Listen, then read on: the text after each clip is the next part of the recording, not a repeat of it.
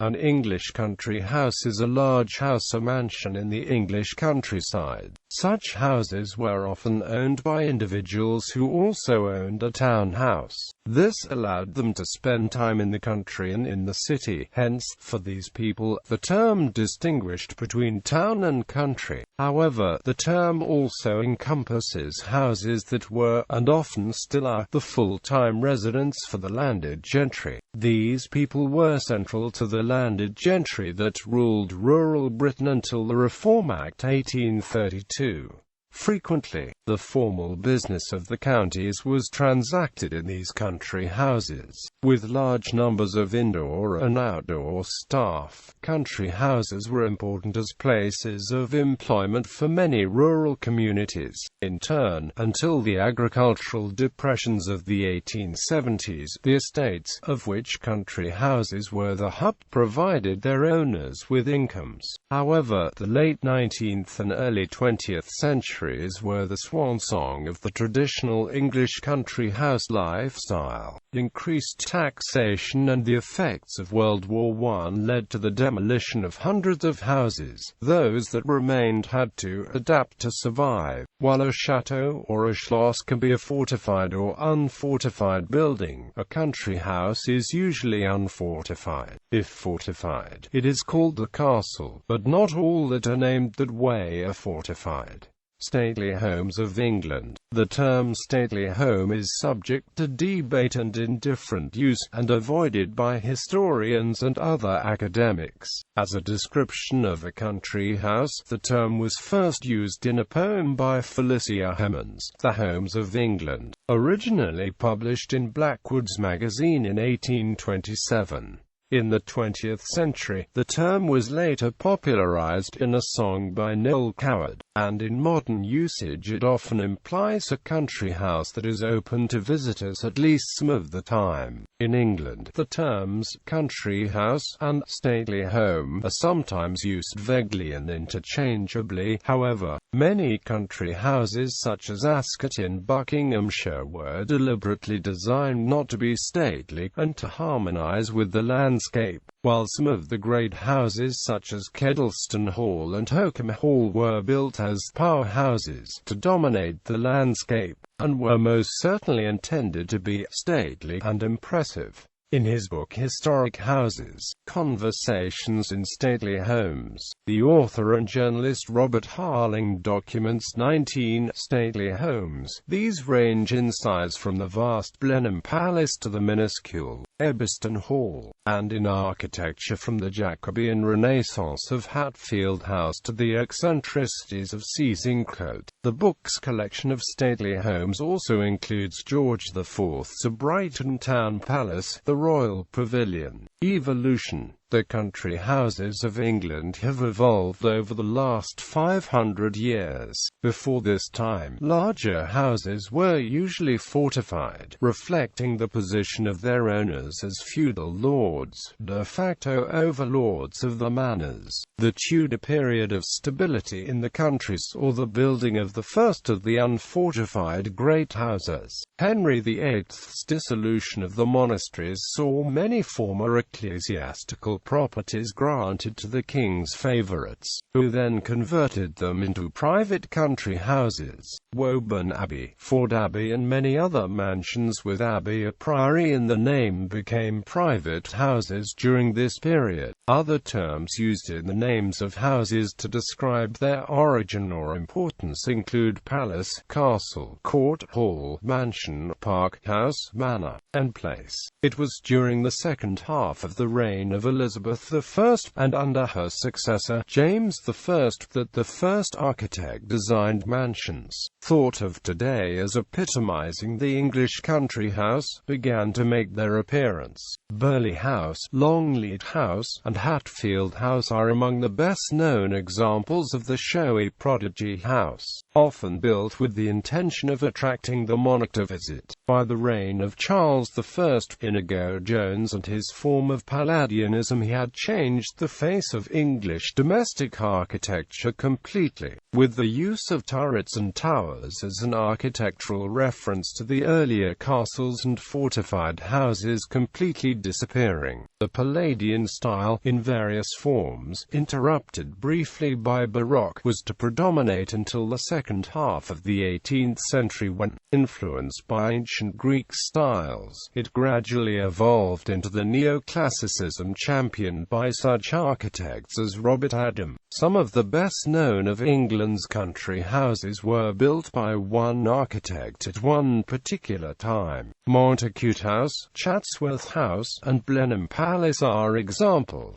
It is interesting that while the latter two are ducal palaces, Montacute, although built by a master of the rolls to Queen Elizabeth I, was occupied for the next 400 years by his descendants, who were gentry without a London townhouse rather than aristocracy. They finally ran out of funds in the early 20th century. However, the vast majority of the lesser-known English country houses are often owned at different times by gentlemen and peers, are an evolution of one or more styles with facades and wings in different styles in a mixture of high architecture, often as interpreted by a local architect or surveyor and determined by practicality as much as by the whims of architectural taste. An example of this is Brimton de Versailles in Somerset, a house of many periods that is unified architecturally by the continuing use of the same mellow, local Ham Hill stone. The fashionable William Kent redesigned Rousham House only to have it quickly and drastically altered to provide space for the owner's 12 children. Cannons Ashby, home to poet John Dryden's family, is another example of architectural evolution. A medieval farmhouse enlarged in the Tudor era around a courtyard, given grandiose plaster ceilings in the Stuart period, and then having Georgian facades added in the 18th century. The whole is a glorious mismatch of styles and fashions that seamlessly blend together. These could be called the true English country house. Wilton House, one of England's grandest houses, is in a remarkably similar vein, although, while the Drydens, mere squires, at Cannons Ashby employed a local architect, at Wilton the mighty Earls of Pembroke employed the finest architects of the day. First Holbein, 150 years later Inigo Jones, and then Wyatt, followed by Chambers. Each employed a different style of architecture, seemingly unaware of the design of the wing around the next corner. These varying improvements, often criticized at the time, today are the qualities that make English country houses unique. Sizes and types of country house. There are no written terms for distinguishing between vast country palaces and comparatively small country houses. The descriptive terms, which can include castle, manor and court, provide no firm clue and are often only used because of a historical connection with the site of such a building. Therefore, for ease or explanation, Britain's country houses can be categorized according to the circumstances of the creation. Power houses, the great houses of the largest of the country houses, in truth palaces, built by the country's most powerful. These were designed to display their owners' power or ambitions to power. Really large unfortified or barely fortified houses began to take over from the traditional castles of the crown and magnates during the Tudor period, with vast houses such as Hampton Court Palace and Burghley House, and continued until the 18th century with houses such as Castle Howard, Kedleston Hall and Holkham Hall. Such building reached its zenith from the late 17th century until the mid-18th century. These houses were often completely built or rebuilt in their entirety by one eminent architect in the most fashionable architectural style of the day, and often have a suite of Baroque state apartments, typically in enfilade, reserved for the most eminent guests, the entertainment of whom was of paramount importance in establishing and maintaining undermining the power of the owner. The common denominator of this category of English country houses is that they were designed to be lived in with a certain degree of ceremony and pomp. It was not unusual for the family to have a small suite of rooms for withdrawing in privacy away from the multitude that lived in the household. These houses were always an alternative residence to a London house. During the 18th and 19th centuries, for the highest echelons of English society, the country house served as a place for relaxing, hunting and running the country with one's equals at the end of the week, with some houses having their own theatre where performances were staged. The country house, however, was not just an oasis of pleasure for a fortunate few. It was the centre of its own world, providing employment for hundreds of people in the vicinity of its estate. In previous eras, when state benefits were unheard of, those working on an estate were among the most fortunate, receiving secured employment and rent-free accommodation.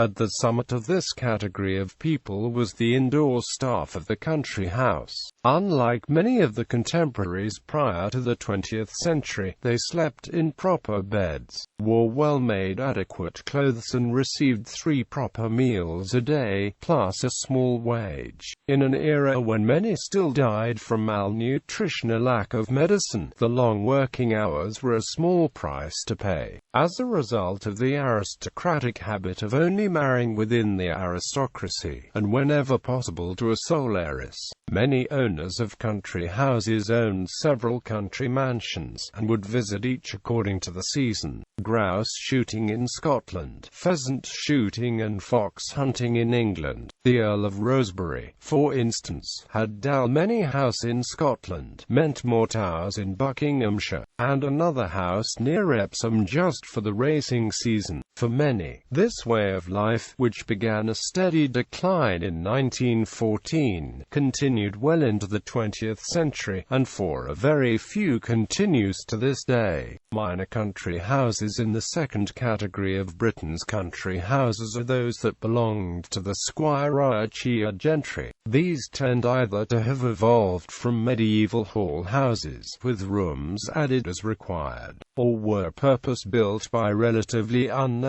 local architects. Smaller and far greater in number than the power houses, these were still the epicenter of their own estate, but were often the only residence of their owner. However, whether the owner of a powerhouse or a small manor, the inhabitants of the English country house have become collectively referred to as the ruling class, because this is exactly what they did in varying degrees, whether by having high political influence and power in national government, or in the day-to-day running of their own localities in such offices as Lord, Deputy Lieutenant, magistrates, or occasionally even clergy. Victorian houses. Following the Industrial Revolution of the 19th century, a third category of country houses was built as newly rich industrialists and bankers were eager to display the wealth and taste. By the 1850s, with the English economy booming, new mansions were built in one of the many revivalist architectural styles popular throughout the 19th century. The builders of these new houses were able to take advantage of the political unrest in Europe that gave rise to a large trade in architectural salvage. This new wave of country house building is exemplified by the Rothschild properties in the home counties. Decline. The slow decline of the English country house coincided with the rise not just of taxation, but also of modern industry, along with the agricultural depression of the 1870s.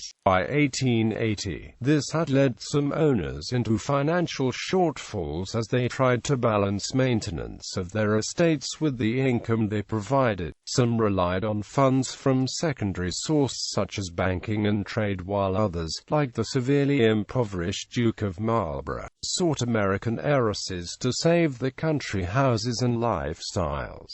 The ultimate demise began immediately following World War I. The huge staff required to maintain large houses had either left to fight and never returned, departed to work in the munitions factories, or to fill the void left by the fighting men in other workplaces. Of those who returned after the war, many left the countryside for better paid jobs in towns. The final blow for many country houses came following World War II. Having been requisitioned during the war, they were returned to the owners in poor repair. Many estate owners, having lost their heirs, if not in the immediately preceding war then in World War I, were now paying far higher rates of tax, and agricultural incomes had dropped. Thus, the solution for many was to hold contents auctions and then demolish the house and sell its stone, fireplaces and paneling. This is what happened to many of Britain's finest houses. Despite this slow decline, as late as 1920, so necessary was the country house for entertaining and prestige that,